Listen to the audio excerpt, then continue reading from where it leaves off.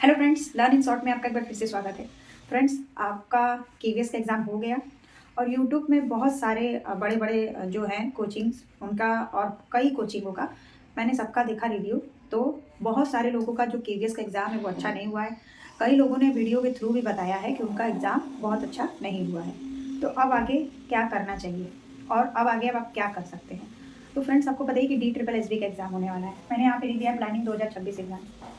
लेकिन DSSB में क्या है कि एज रिलैक्सेशन पीजीटी वालों को शायद मिलेगा, टीजीटी वालों को, और पीआरटी वालों को कोई एज रिलैक्सेशन नहीं मिलेगा। तो जो 30 साल जैसे उनका टच हो गया, वो फॉर्म नहीं भर पाए, तो उनके लिए तो वो नहीं है तैयारी, ठीक है? तो उनके लिए भी मैं बताऊँगी कि वो क्या कर सकते हैं।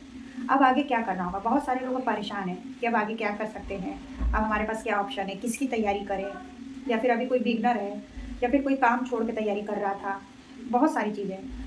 या फिर सिर्फ कोई केवीएस के लिए, एमआरएस के लिए जॉब छोड़ दिया था, कोई जॉब के साथ-साथ कर रहा था। आपको पता ही है कि सेंटर में केवीएस की कितने ज़्यादा भीड़ था, चाहे वो आपका 10 का एग्ज़ाम हो, चाहे वो 11 का एग्ज़ाम हो, ठीक है? तो अब हमें क्या करना चाहिए? तो मैंने यहाँ पे लिखा है प्लानिंग 2026 दो एग्ज़ाम्स, मतलब 2026 के जो आपको प्लान करना है, कौन-कौन से एग्ज़ाम हैं। तो फ्रेंड्स, आप में से बहुत सारे लोग यूपी से होंगे और उन्होंने पेट का फॉर्म भरा होगा और कई लोग उसमें मतलब अच्छे नंबर से पास हुए होंगे और कई लोगों को सिर्फ स्कोर कार्ड भी कई जॉब के लिए हो जाता है। तो फ्रेंड्स, सबसे पहले मैं बात करूँगी पेट के बारे में, तो हम लोग बात करेंगे। सबसे पहले मैं बात करूँगी कि अब आपके पास क्या मौका है। अब आपके पास है DSSB, जिनका जिनका जिन्होंने फॉर्म भर दिया, जिन्हें कोई मतलब जो 30 साल के अंदर थे, पीआरटी वालों के लिए। और टीजीटी पीजीटी वालों को शायद फिर से मौका मिलेगा, तो वो साइट ओपन हो जाएगा, तो वो लोग फिर से फॉर्म भर देंगे जिनको 3 साल का एज रिलैक्सेशन मिलेगा, ठीक है? तो बाकी तो जो 30 साल के हो गए वो DSSB भूल जाएँ, जो 30 साल के अंदर है वही DSSB पे ध्यान दें, ठीक है? उसके बाद क्या बचता है? टीआरई 4.0।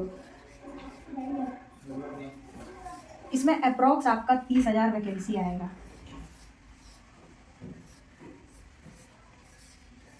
तो आप एक काम कर सकते हैं, जो भी आपने केवीएस में अभी पढ़ा है, वो आपको इसमें काम आ जाएगा टीआरई में। DSSB बिल्कुल अलग है, उसमें आपको मैथडोलॉजी, पेडागॉजी, साइकोलॉजी वो पढ़ना पड़ता है। तो ये जो DSSB के लिए एलिजिबल थे, वो DSSB की तरफ मूव कर जाएँ।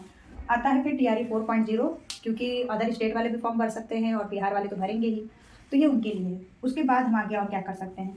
पेट के स्कोर कार्ड के थ्रू आपको अब बहुत ज़्यादा संख्या में तो नहीं, लेकिन छोटे-छोटे संख्या में आपको एग्ज़ाम देखने को मिलेगा। यूपी से जो बिलॉन्ग करते हैं, जो टीचर का तैयारी नहीं कर रहे हैं, वो यूपी कांस्टेबल का फॉर्म भर दें। वो उनके लिए एक बहुत अच्छा मौका है। 32,000 है, इसमें माइनस मार्किंग भी हट गया है, एज रिलैक्सेशन भी मिल गया है, तो ये उनके लिए एक अच्छा मौका है। ग्रुप डी का फिर से शायद वैकेंसी आने वाला है, आप उसमें भी भर सकते हैं, जो अगर चाहते हैं तो, ठीक है? क्योंकि 10 पास रहता है, उसमें भीड़ बहुत ज़्यादा रहता है। उसके बाद अब आपके पास क्या ऑप्शन बचता है? हमारा यूपी का सुपर टेट, ये कब आ सकता है? तो देखिए, इसके आगे आपको, क्योंकि अगर आप अभी से तैयारी करेंगे तब जाकर आप सुपर टेट निकाल पाएंगे। केवीएस का हालत आपने देखा, और सुपर टेट का भी पूरा स्ट्रक्चर बदल जाएगा, एकेडमिक हट जाएगा, सिर्फ रिटर्न के बेस पे ही होगा, जैसा बिहार में हो रहा था। एकेडमिक पूरी तरीके से हटा दिया जाएगा। तो अब आप एकेडमी के भरोसे मत रहिएगा, जो कि पहले जब हम लोग भी कर रहे थे विथ डीएलएड, तो फिर भी उस टाइम भी लग रहा था कि अरे यार, मेरा 10 में परसेंटेज कम है, 12 में परसेंटेज कम है, ग्रेजुएशन में कम है, और डीएलएड में परसेंटेज बढ़ाने का एकदम भाग दौड़ था, 90 के ऊपर ही सब लाना चाह रहे थे कि मेरा ये एकेडमी जुड़ जाएगा। तो अब ऐसा नहीं होगा, अब पूरी तरीके से स्ट्रक्चर को बदल दिया जाएगा, और बदल गया भी है। पूरा आपका रिटर्न होगा, उसके बाद आपका कोई ऐसा, तो स्टेट गवर्नमेंट का जॉब है, स्टेट गवर्नमेंट का टीचर वैकेंसी आएगा, तो और बहुत भारी संख्या में नहीं आएगा, ये मत सोचिएगा कि 70,000 80,000 आ जाएगा। आपको जब भी वैकेंसी मिलेगा तो 40,000 50,000 के अंदर ही मिलेगा। मानकर चलिए 35 से 40,000 रुपये यूपी में सुपर टेट का, जो कि आएगा, इस साल आपका जरूर आएगा, चाहे आपका इस साल नोटिफिकेशन आ जाए। लेकिन मेरा मानना ये है, मेरा मतलब जहाँ तक ये लग रहा है कि इस साल आपका पेपर हो जाएगा, तो अगर आप अभी से तैयारी करेंगे तब जाके आपका सुपर टेट में सिलेक्शन हो पाएगा। उसके बाद यहाँ पे मैं लिख दे रही हूँ यूपी सुपर टेट।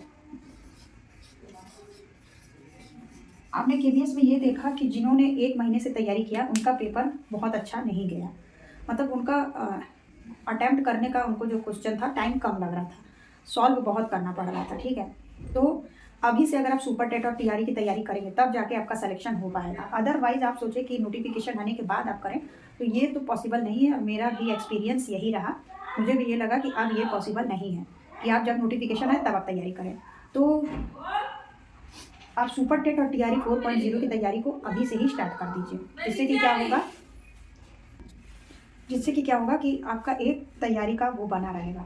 नहीं तो फिर जो 6 महीना साल भर से तैयारी कर रहे हैं उन्हीं का ही फिर सिलेक्शन होगा। बिगनर का तो कभी भी नहीं होगा, क्योंकि उनको ज़ीरो से स्टार्ट करना होगा, उनका नहीं होगा। क्योंकि आपको पता है कॉम्पिटिशन बहुत ज़्यादा है, नंबर ऑफ़ कैंडिडेट बहुत सारे हैं, कई सारे आपके सीनियर्स हैं जो अभी तक उनका जॉब कहीं लगा नहीं है। तो ओवरऑल अगर आप अभी से अपनी तैयारी करते हैं तब जाकर आपका TRE 4.0 और सुपर टेट में होता है। फिलहाल DSSS के लिए तो टाइम तो ज़्यादा नहीं बचा है।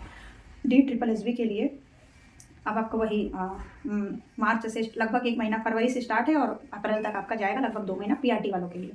और अभी TGT वालों के ऊपर बात नहीं किया गया है। तो और बात कर लेते हैं पेट के स्कोर के बाद।